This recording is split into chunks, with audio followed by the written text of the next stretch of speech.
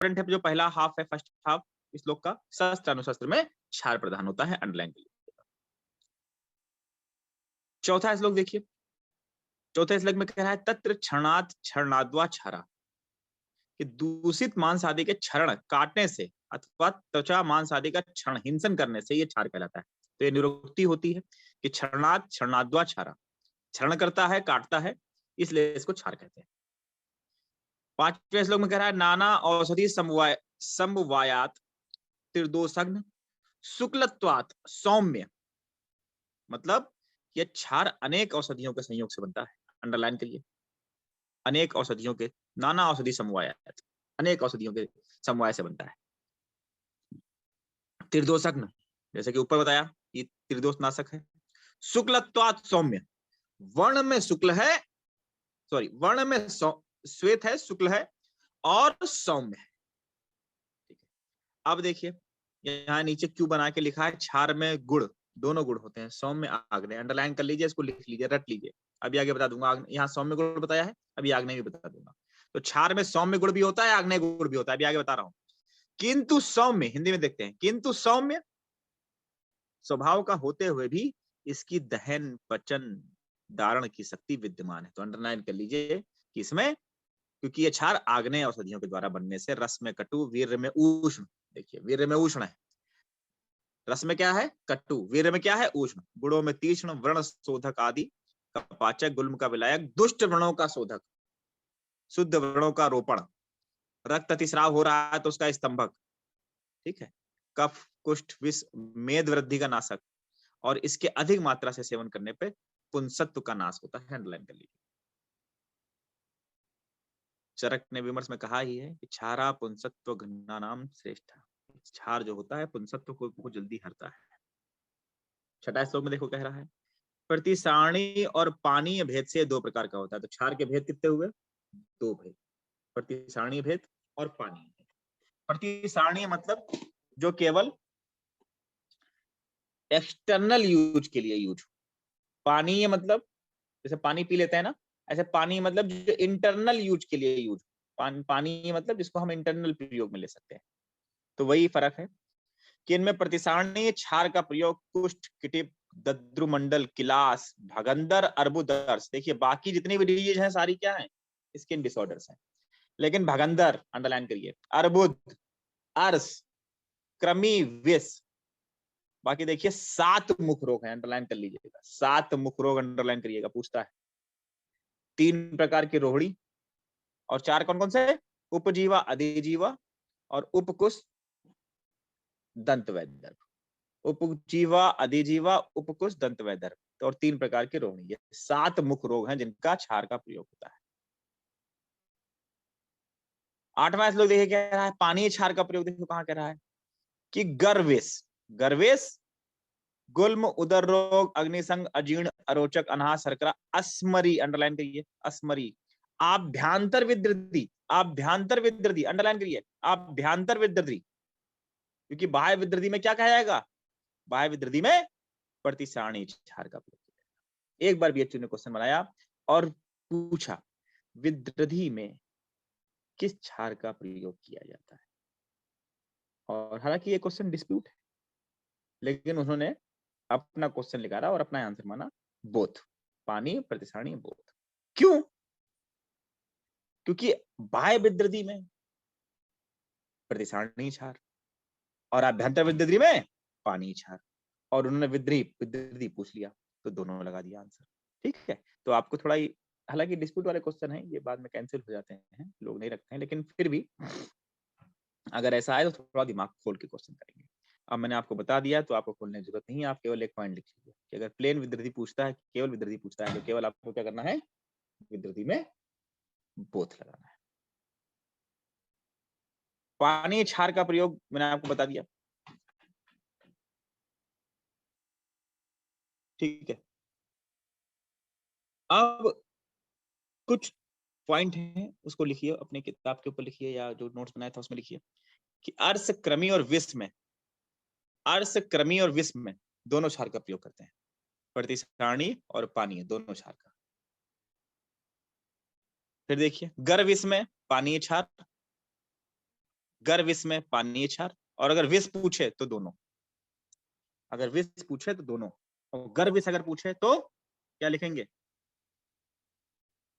पानीय क्षार।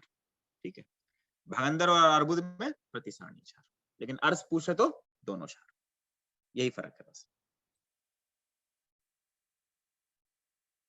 9वां श्लोक, रक्त पित्त ज्वरित पित्त प्रकृति, बालक वृद्ध दुर्बल। आकाश नाम से कौन लड़का जुड़ा है इसमें?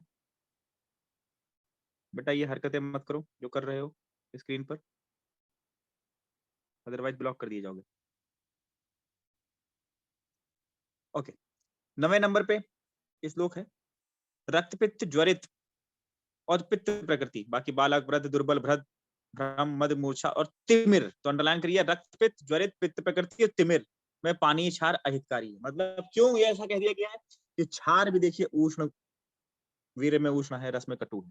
ठीक है, और ये जो रक्त पित्त ज्वरित और पित्त प्रकृति के लोग हैं, ठीक है, रक्त पित्त ज्वरित और पित्त प्रकृति के लोग हैं, ये भी क्या है, पित्त प्रकृति भी थोड़ी उष्ण प्रकृति होती है। तो उष्ण प्रकृति को क्या करेगी, और एग्रीवेट कर देगी, तो इसमें ये इनका प्रयोग अहितकर है। ठीक है, अब 10वां श्लोक कह रहा है कि इसके निर्माण की विधि जो है गुलमध्याय में कही गई है। ठीक है, बाकी जो क्या है वो हम आपको पढ़ के बता देते हैं। पहले श्लोक में अंडरलाइन कर लेते हैं, जो 11वां श्लोक है, इसमें एक मृदु मध्य तीक्ष्ण, इसको अंडरलाइन कर लीजिए। फिर उसके नीचे लिखा है मध्यम वय, उसको अंडरलाइन कर लीजिए।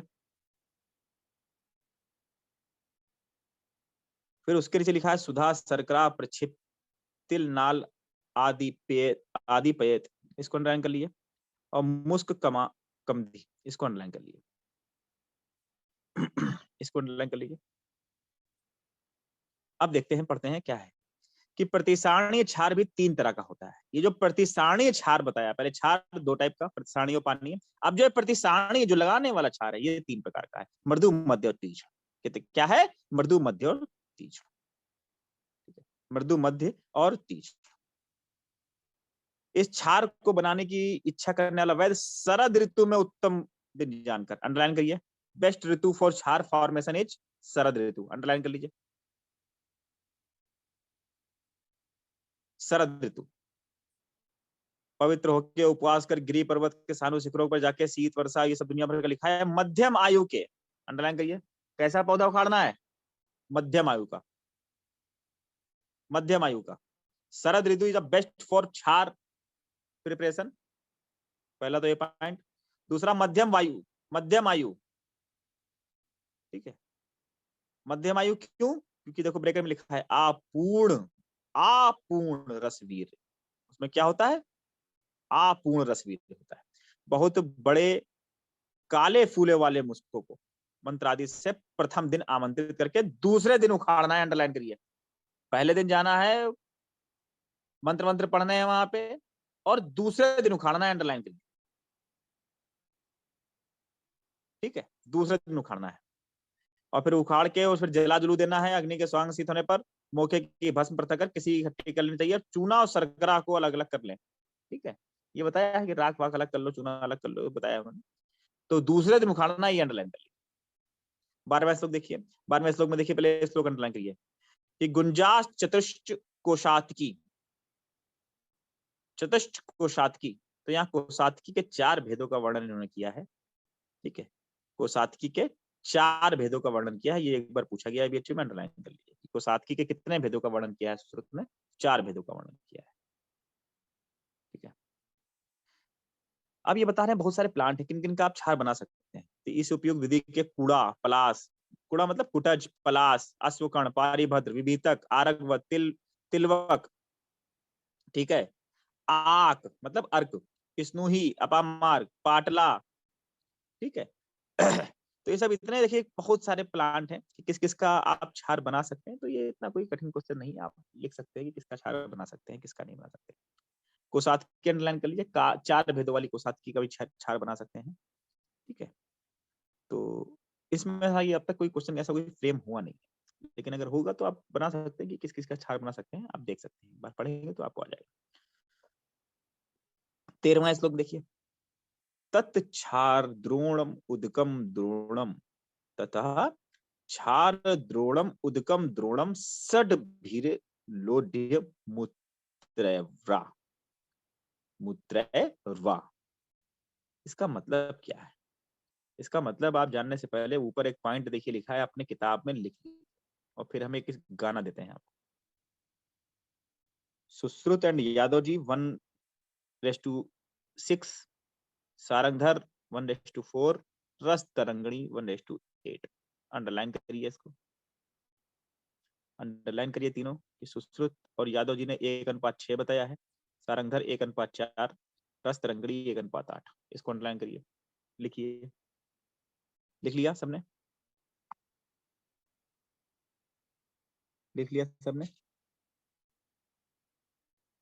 लिख लिया कि नहीं लिखा? सुश्रुत यादव जी 1:6, सारंगधर 1:4, रस तरंगणी 1:8। लिख लिया? ओके। ये बताया है कि कितना भस्म लेना है और कितना पानी लेना है। ठीक है, कितना भस्म लेना है और कितना पानी लेना है। ठीक है, कितना भस्म और कितना पानी। अब जिन बच्चों को प्रॉब्लम है, कुछ समझ में नहीं आ रहा है, तो आप मैसेज ड्रॉप कर दीजिए, मैं रिपीट कर दूंगा, अनम्यूट नहीं कर सकता, सॉरी। सुश्रुत और यादव जी ने बताया है कि 1:6 के अनुपात में पानी लेना है, कि अगर 1 अनुपात भस्म होगी तो 6 अनुपात पानी लेना है। सुश्रुत और यादव जी का पूरा नाम लिखिए। यादव जी त्रिकम जी आचार्य, यादव जी त्रिक्रम जी आचार्य। सबने पढ़ा होगा आयुर्वेद के इतिहास में, सब बच्चे होशियार हैं हमारे। फिर भी जो नहीं जानते हैं यादव जी कौन आ गए हैं, ये यादव जी त्रिक्रम जी आचार्य है, और कोई यादव जी नहीं है। ठीक है, सारंगन ने बताया है 1:4 और रस तरंगड़ी ने बताया है 1:8। याद कैसे करेंगे? सबसे बड़ी बात तो यह है, याद कैसे करें। ठीक है, सबसे बड़ी बात यह आती है कि सर याद कैसे करें।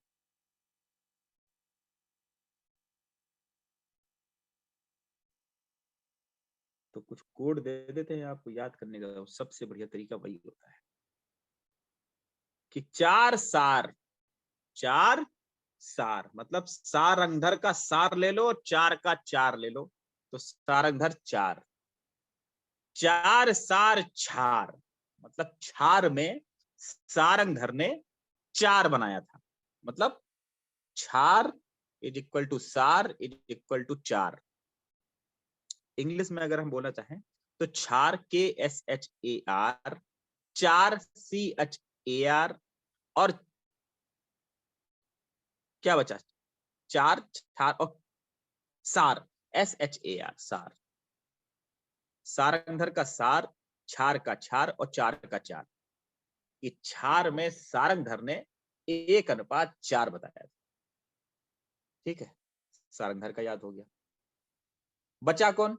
रस तरंगणी, सुश्रुत और यादव जी। ठीक है, रस तरंगणी, सुश्रुत जी, यादव जी। तो याद करना कि एक प्लेयर है क्रिकेट टीम का, ये कोड पहले बन गया था लेकिन अब प्लेयर अब हिट हुआ है, सूर्य कुमार यादव। नाम सुना होगा सबने, सूर्य कुमार यादव। हालांकि अभी 3 गेंद पे 3 बार आउट हो गया बेचारा, वो सब भूल जाना। सूर्य कुमार यादव वो प्लेयर चौवा कम मारता है, चौके मतलब 4 कम मारता है, 6 ज्यादा मारता है। ये सबको पता है, बहुत तेज अटैकिंग बैट्समैन, 6 बहुत मारता है। तो सु से सुश्रुत और यादव जी तो यादव है, तो 1:6। ठीक है, अब बचा रस तरंगणी। रस तरंगणी इज इक्वल टू 1:8। रस तरंगणी 1:8। ठीक है, अब इसका भी याद करने का अगर फार्मूला लेना है तो 2 याद हो गए, तीसरा आपका वैसे भी ऑटोमेटिक हो गया 1:8। और अगर लेना है तो याद कर लो, तरंगणी में देखिए 8 वर्ड आएंगे, TARANG। ठीक है, IN, तरंगिनी। ठीक है, 9 आ रहे हैं, कहीं कहीं 8 लिखा होता है, कहीं कहीं 9 लिखा होता है। ठीक है, अगर 9 आ रहे हैं तो भी देख लीजिए 9 और 8 ऐसे कर लीजिए।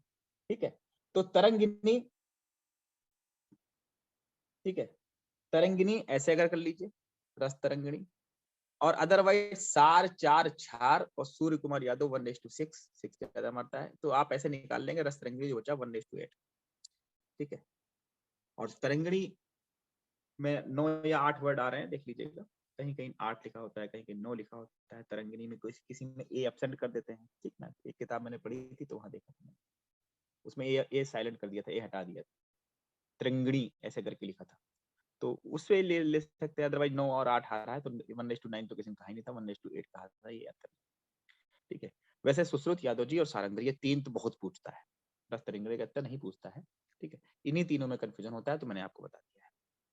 एक बच्चा कह रहा है फास्ट हो रहा है, बेटा फास्ट नहीं हो रहा है। अगर मैं बिल्कुल स्लो स्लो पढ़ाऊंगा बेटा, तो मेरे ख्याल से साल भर तो यही सुश्रुत चलेगी, क्या फायदा फिर। थोड़ा थोड़ा तो स्पीड लो, थोड़ा सा स्पीड लो। हाँ, समझ में ना आए जहां वहां बता दो। और अब तो सबसे बड़ी बात है कि यू हैव रिकॉर्डेड लेक्चर, तो आप उसमें से देख सकते हैं। वैसे मैं स्लो ही चलूंगा, डोंट वरी।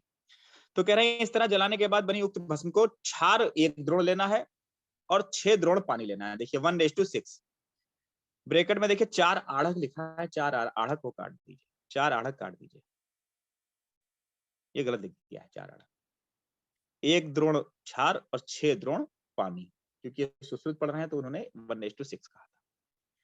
उसको घोल लेना है, और क्षार अगर तेज बनाना है तो पानी की जगह गौमूत्र ले लें। क्षार अगर तेज बनाना है तो पानी की जगह गौमूत्र ले लें और उसमें घोलें, और 21 बार छाने। कितनी बार छाना है?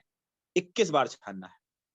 फिर कढ़ाई में डालें, धीरे धीरे अग्नि पर चढ़ा दें, क्षार को, पानी को पकाते रहें। जब वो निर्मल लाल रंग का, तीक्ष्ण और पिच्छिल हो जाए, तब कढ़ाई से उतार लें, मोटे कपड़े से छानकर बिना छने द्रव्य को छोड़कर।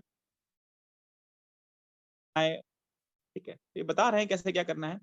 वाग्भट ने देखिए विमर्श में लिखा है कि जल और मूत्र दोनों को समान भागों में मिश्रित पकाने को क्षार कहा है, जो सुश्रुत ने जल में बताया है।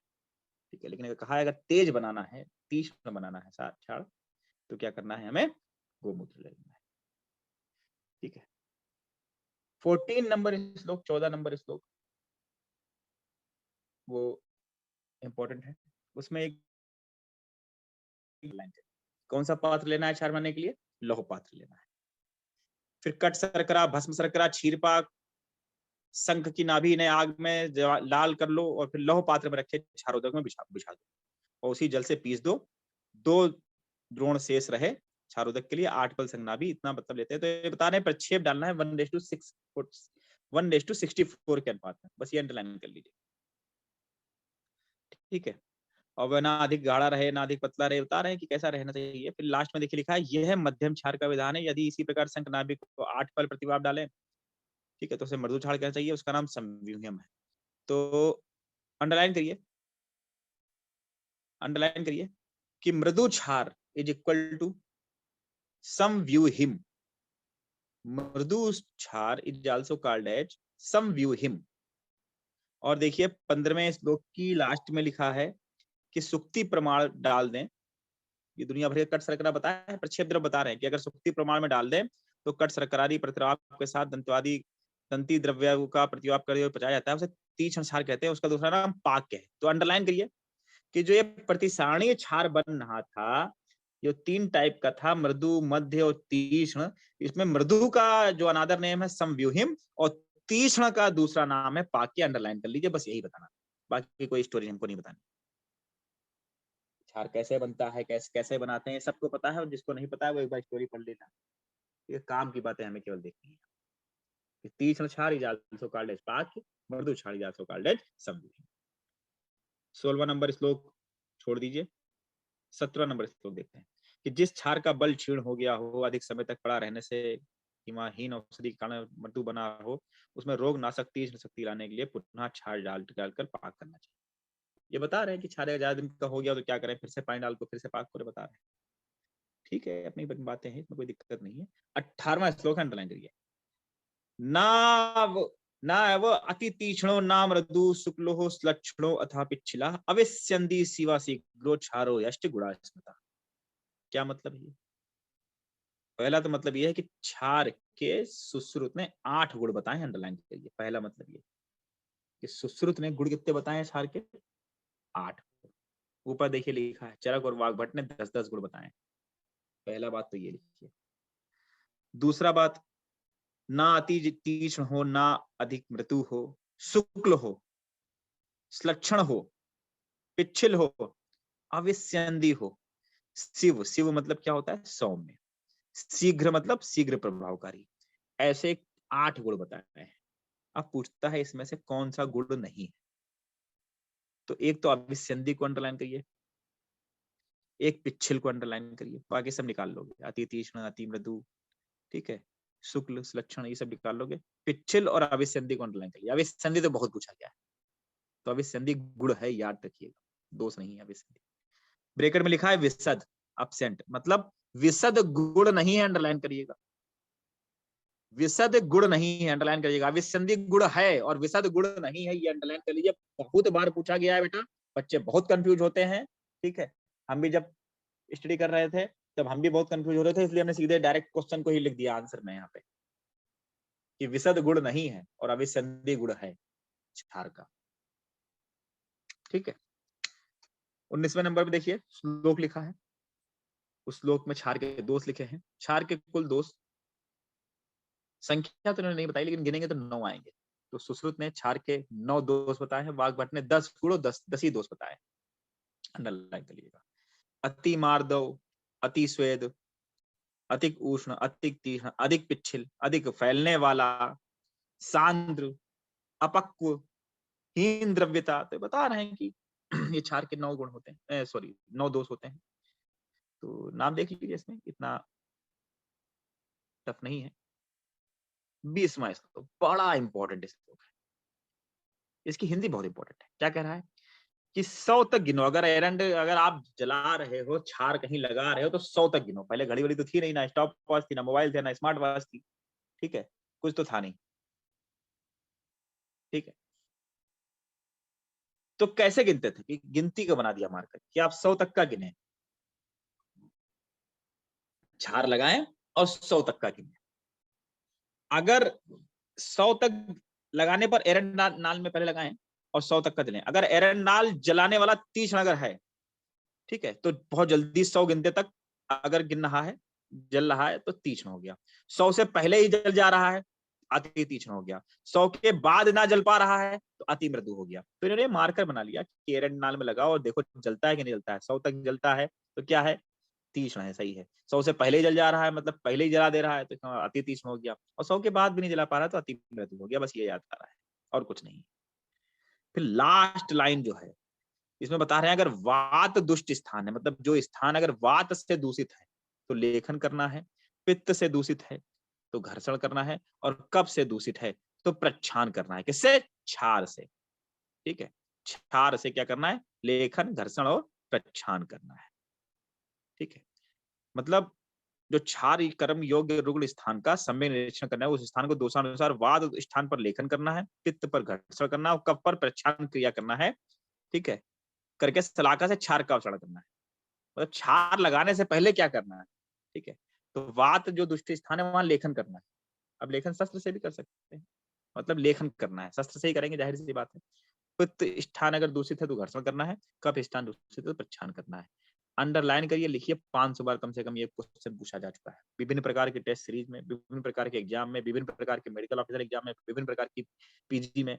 बहुत ही ज्यादा इंपॉर्टेंट क्वेश्चन है कि वात से दूषित स्थान अगर है तो क्षार लगाने से पूर्व क्या कर्म किया जाता है। तो ऊपर एक कोड लिखा है, देखिए, वात पित्त कफ, एलजीपी, एलजीपी। वात से दुष्ट है तो लेखन, पित्त से दुष्ट है तो घर्षण, और कफ से दुष्ट है तो प्रच्छान। उसके बाद क्षार लगाना है। अंडरलाइन कर लीजिए, very very very very 10 times very, this is very very important question, ठीक है। वात से दुष्ट स्थान पर लेखन, पित्त से दुष्ट स्थान पर घर्षण और कफ से दुष्ट स्थान पर प्रच्छान करके तब क्या क्षार लगाना है। 21वां नंबर श्लोक देखिए क्या कह रहा है। कह रहा है तस्मिन् सन्निपाते व्याधो कृष्णता दग्ध लक्षणम तत्र अम्ल वर्ग समना सर्पी मर्धुक संयुक्तम। क्या कह रहा है कि क्षार के प्रयोग से अगर व्याधि होने से उस स्थान पर कृष्ण हो जाए, क्षार लगाया हो किसी व्याधि पे, वहां पे अगर काला हो गया तो क्या हो गया? क्षार दग्ध कहलाएंगे।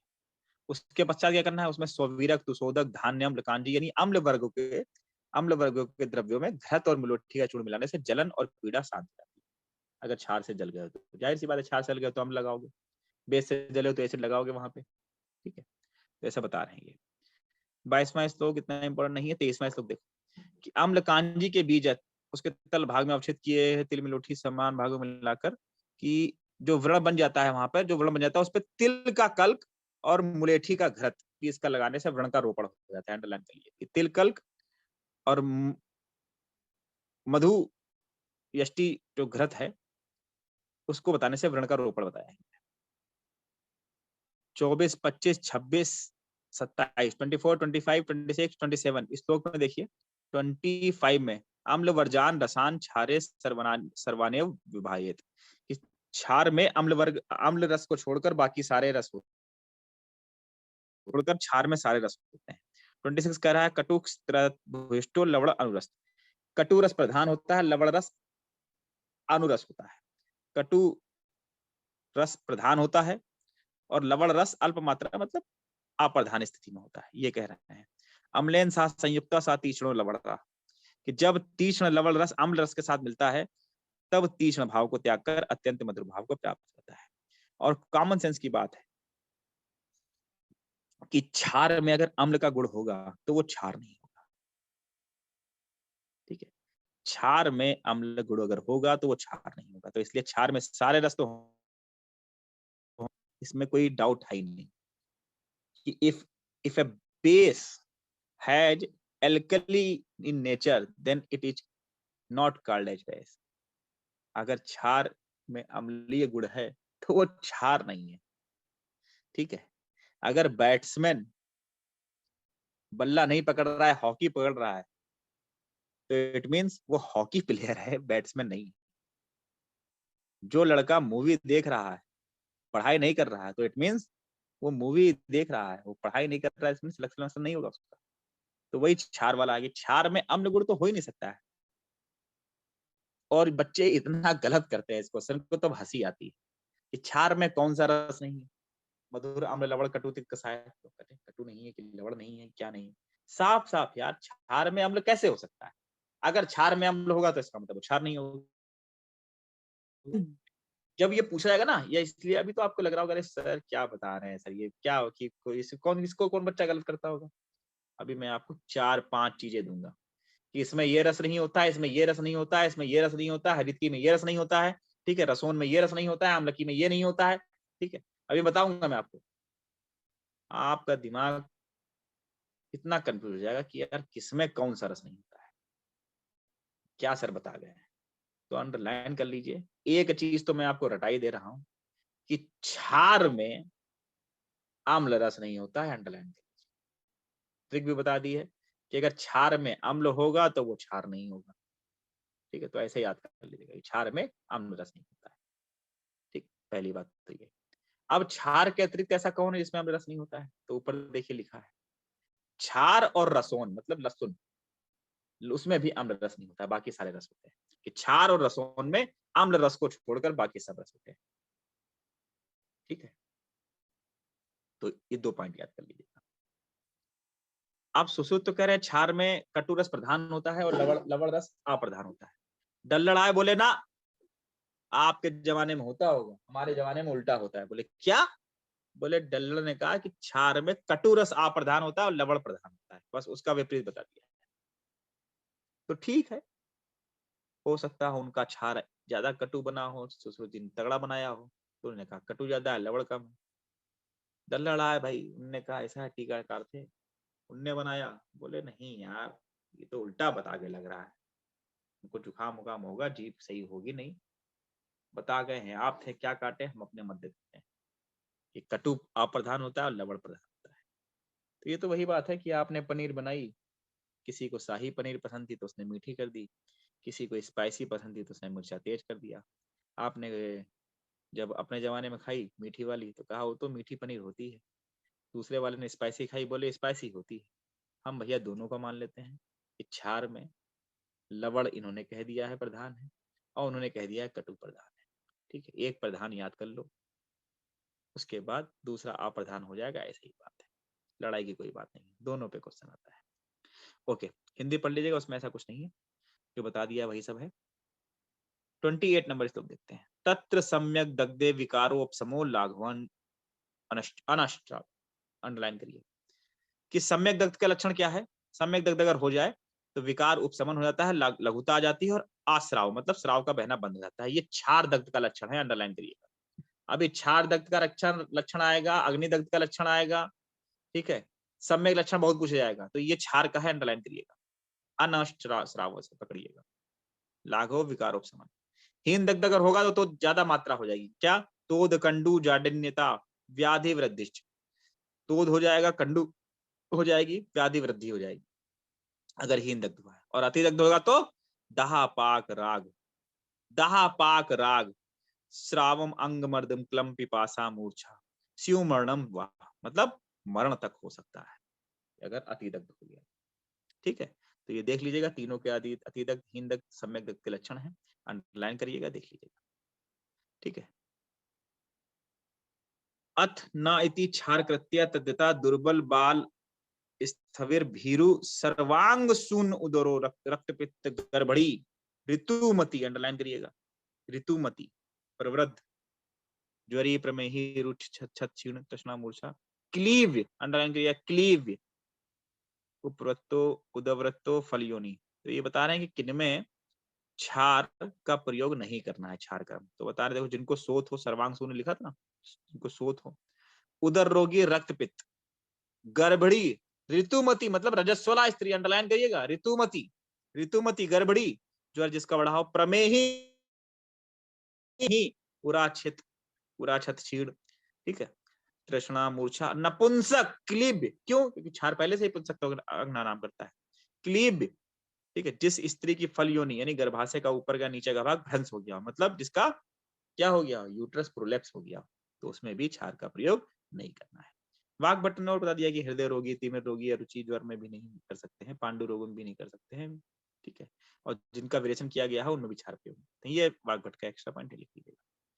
फिर देखिए वो कह रहा है मर्म स्थान, नाभि, नाखून, शिश्न के भीतर, स्रोतस में, अल्पमांस वाले या वर्तम रोगों को छोड़कर नेत्र के सब भागों में क्षार का प्रयोग ना करें। तो मतलब वर्त नेत्र के केवल वर्तम रोगों में ही क्षार का प्रयोग कर सकते हैं, अंडरलाइन कर लिए कि नेत्र के किस रोग में, किस भाग के में क्षार का प्रयोग करते हैं, केवल वर्तम। नेत्र इतना कॉमन से इतना कोमल अंग है, ठीक है, नेत्र इतना कोमल अंग है, अगर उसमें आंख के अंदर अगर आप एसिड और बेस डालोगे तो क्या हो जाएगा, एसिड और बेस अगर डाल दो तो एक चैप्टर आपको और पढ़ना पड़ जाएगा, क्या, ठीक है, कोरोसिव इंजरी हो जाएगी आपको, एसिड और एल्कली इंजरी, तो आपके टॉपिक में भी है ऑप्थेल्मिक इंजरी करके, मैंने ऑप्था पढ़ाई है, जिन्होंने देखा है पढ़ा है उनको याद आ गया होगा, जिन्होंने नहीं पढ़ा है सब्सक्रिप्शन ले लो, पढ़ लो, और जिनको नहीं पढ़ना है राधे राधे। ठीक है, एसिड एल्कली जो इंजरी है उसमें है साफ साफ, ठीक है, ओके। तो जाहिर सी बात है, आंख में अगर आप एसिड और बेस डालोगे तो आंख थोड़ी ना बचेगी, फिर तो काणे हो जाओगे, काणे, और दोनों में डाल दिया तो अंधे हो जाओगे। तो ना अंधा होना है, ना अंधा करना है, मतलब अगर अपने लगाओगे तो काणे अंधे, और दूसरे को लगाओगे तो दूसरे को काणे अंधे कर दोगे, तो क्यों करोगे। तो कह रहे हैं कि नेत्र के किस भाग में क्षार का प्रयोग करना है। देखो मैं हर चीज को स्टोरी, जहां कठिन होती है, कंफ्यूजन होता है, स्टोरी बताता हूँ, तो हंस के टाल मत देना, दिमाग लगाना कि सर ने अगर हंस के कुछ बताया है इसका मतलब कोई ना कोई बात होगी, ठीक है। तो नेत्र के किस भाग में वर्तम का सॉरी नेत्र के किस भाग में क्षार नहीं लगाना है, तो अब अगर पलक पे गिर जाता है क्षार या एसिड तो बच जाएगा, देखो सोचो, तो क्षार पर वर्तम भाग में तो लगा सकते हैं, बाकी कहीं भी अगर लगेगा तो क्या करेगा, एसिड इंजरी कर देगा, एल्कली इंजरी कर देगा, ठीक है, तो वर्त में तो लगा सकते हैं। तो वर्त प्रदेश में केवल नेत्र के वर्त भाग में हम क्षार का प्रयोग कर सकते हैं, और किसी भाग में नेत्र का प्रयोग नहीं करते हैं, ठीक है। 32वां श्लोक देखिए, क्षार कर्म से साध्य रोगों में जिनका शरीर शोथ युक्त हो, जिनकी हड्डियों में सूल चलता हो, अन्न से देश करते हो, हृदय संधियों में पीड़ा हो, उन्हें क्षार लाभ नहीं पहुंचाता। तो सून गात्रम करके एक बार श्लोक आया है, अंडरलाइन करिएगा, क्वेश्चन पूछा गया है, सून गात्रम, क्षार किनको फायदा नहीं करता है, तो सून गात्रम जो सर्वांग शोथी हैं उनको नहीं फायदा करता है। फिर 33वां श्लोक देखिए, विष अग्नि शस्त्र असनी मृत्यु कल्पा, बस चॉकलेट दूंगा बेटा, मिलता जुलता श्लोक मैं पहले ही पढ़ा चुका हूं, शस्त्र असनी करके आया था, किस अध्याय में आया था बस ये बता दे कोई, चॉकलेट वाला क्वेश्चन है, और मैंने बताया था कि जब 11वां अध्याय पढ़ाऊंगा तो बताऊंगा मिलता जुलता 11वें अध्याय में किस अध्याय में आया था, बस वो बता दो। जिन्होंने लिखा होगा, डायरी बनाई होगी, वो बता दे। कोई नहीं बता रहा है, किसी को नहीं पढ़ना। ठीक है, आपको फायदा नहीं करना तो आपकी फॉल्ट है। मैंने बताया था, मुझे याद है। शस्त्र में बताया था मैंने, 8वें अध्याय में बताया था।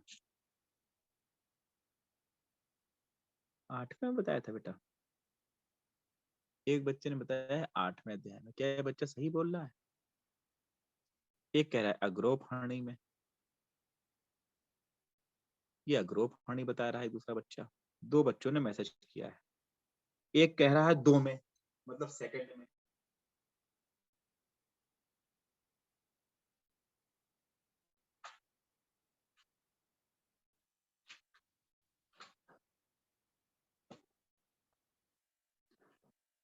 और हमको लग रहा है कि ना तुम सही बोल रहे हो ना तुम सही बोल रहे हो, कि तीसरे में बताया है, जब पढ़ाया है मैंने, जहां तक मुझे पता है। आप लोग ज्यादा पढ़ा हुआ है, आप लोगों ने तीसरे अध्याय में पढ़ा है। अब क्या बताया जाए, कौन सही बोल रहा है? तो चलो चॉकलेट हम अपने आप को ही दे देते हैं एक हाथ से। दोनों लोग गलत हो बेटा, बाकी लोग तो 0 पर रहेंगे, लेकिन तुम लोग माइनस में चले जाओगे। क्वेश्चन लगाओगे, माइनस में जाओगे। जिन्होंने आंसर नहीं दिया वो फिर भी तुमसे बेटर रहेंगे। क्यों? क्योंकि उन्होंने तो क्वेश्चन अटेम्प्ट ही नहीं किया। आपने किया, एक ने ग्रोह पढ़नी बताया, एक ने 8वां बताया था, एक दूसरा बताया। 3 लोग, तीनों निगेटिव चले गए। क्वेश्चन नहीं आता तो छोड़ देना बेटा, हालांकि टफ क्वेश्चन है, ठीक है। शस्त्र आसनी विषोपमा कहा है, कहीं नहीं कहा गया है शस्त्र आसनी विषोपमा। तीसरे अध्याय खोल के देखो, बताएं कहां पे कहा गया है, दिखाएं, दिखाते हैं।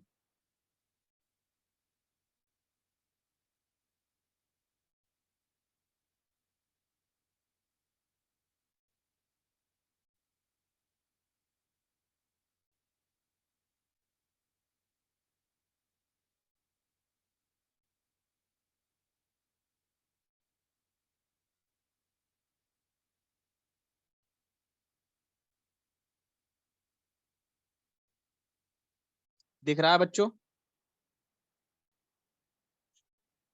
दिख रहा है बच्चों?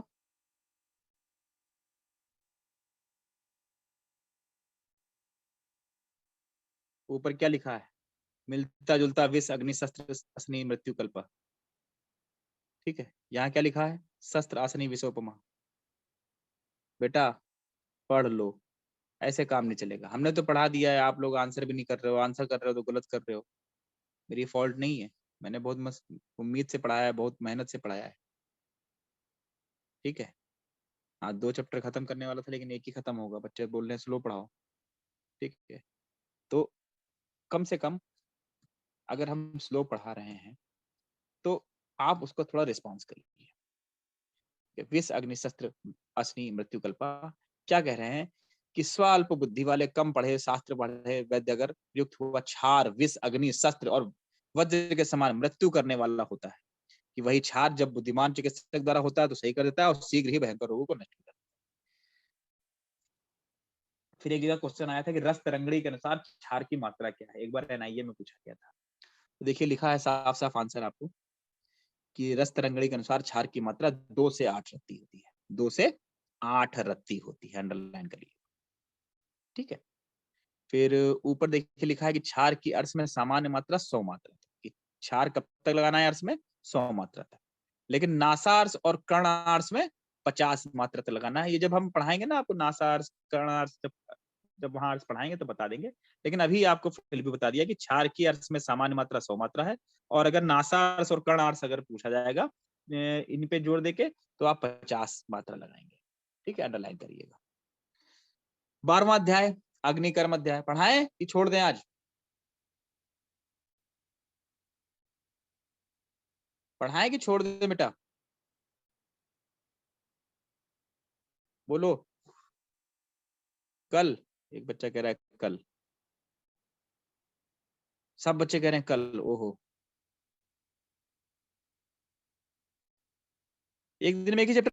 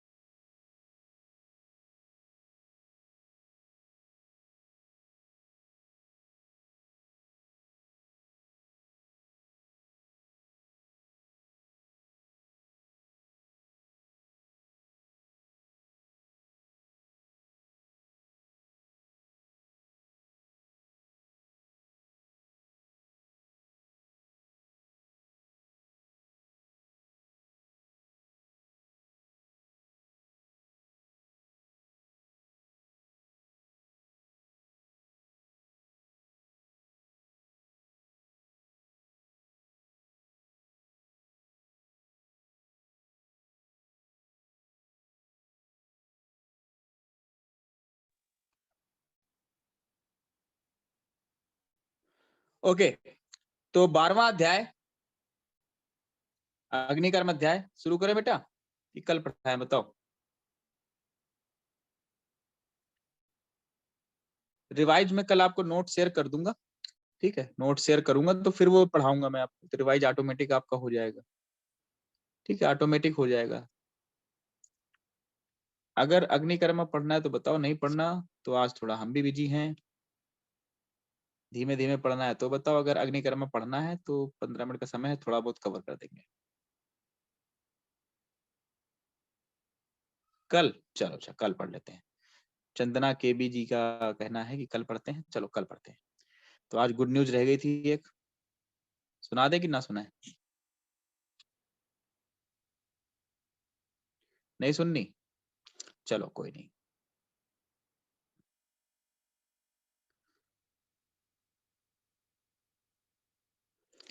चलिए, अभी रिजल्ट आया थोड़ी देर पहले आयुर्वेदिक मेडिकल ऑफिसर का। हालांकि मेरी वाइफ पहले से सिलेक्ट हो गई हैं, लेकिन दूसरे एग्जाम में भी सिलेक्ट हो गई। उनकी 13th रैंक आई, 13वीं रैंक आई, 13th रैंक आई है। इससे पहले वाले एग्जाम में 20th रैंक थी, 20वीं रैंक थी, अभी 13वीं रैंक आई है रिटर्न में। इंटरव्यू की अब देखिए तैयारी होनी है। Thank you so much. तो मैंने कल आइए आपको बता दिया। हाँ, पार्टी सबको मिलेगी, बिल्कुल पार्टी मिलेगी। सबसे बढ़िया पार्टी, जब आप लोग इससे भी अच्छी रैंक पे जब सिलेक्ट होंगे ना, तो वो मेरे लिए बहुत बेस्ट पार्टी होगी, ठीक है। तो thank you so much to all of you, और आप बिल्कुल मन से पढ़ें और आपका पक्का सिलेक्शन होगा, ठीक है।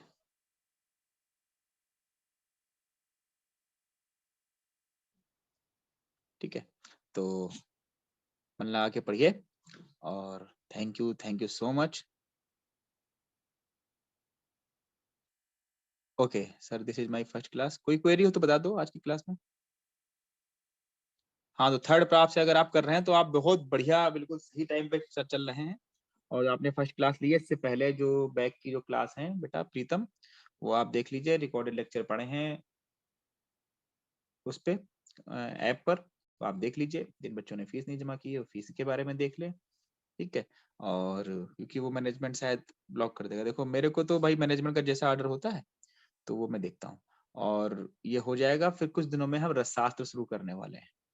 हम रसशास्त्र शुरू करेंगे, छोटे छोटे जो शॉर्ट सब्जेक्ट हैं वो भी खत्म कर देंगे, ताकि आपका कॉन्फिडेंस होता रहे, ओवर लेवल गिरे ना, और उसके भी क्वेश्चन लगाते रहें। और कल हम अग्निकर्मा पढ़ाएंगे, साथ में हम आपको नोट से स्टडी कराएंगे क्षार के बारे में। पहले क्षार के बारे में पढ़ाएंगे, फिर अग्निकर्मा खत्म करेंगे, और अग्नि के बारे में भी बता देंगे जो मेन मेन का पॉइंट है। तो तब तक के लिए आप पढ़ाई करिए, और बेस्ट ऑफ लक, और thank you so much to all of you, ठीक है। और पढ़ाई करते रहिए, केवल पढ़ाई करते रहिए। और जैसा आप लोग देखिए रिस्पांस करते हैं, ये थोड़ा बैड है मेरे लिए तो, कि मैं इतना बुरा नहीं पढ़ाता कि आप लोग गलत बताएं या कुछ ना बताएं। तो थोड़ा बहुत तो मन लगा के पढ़ाई करिए, और जैसा होगा फिर मैं आपको अपडेट करूंगा। Okay, okay dear students.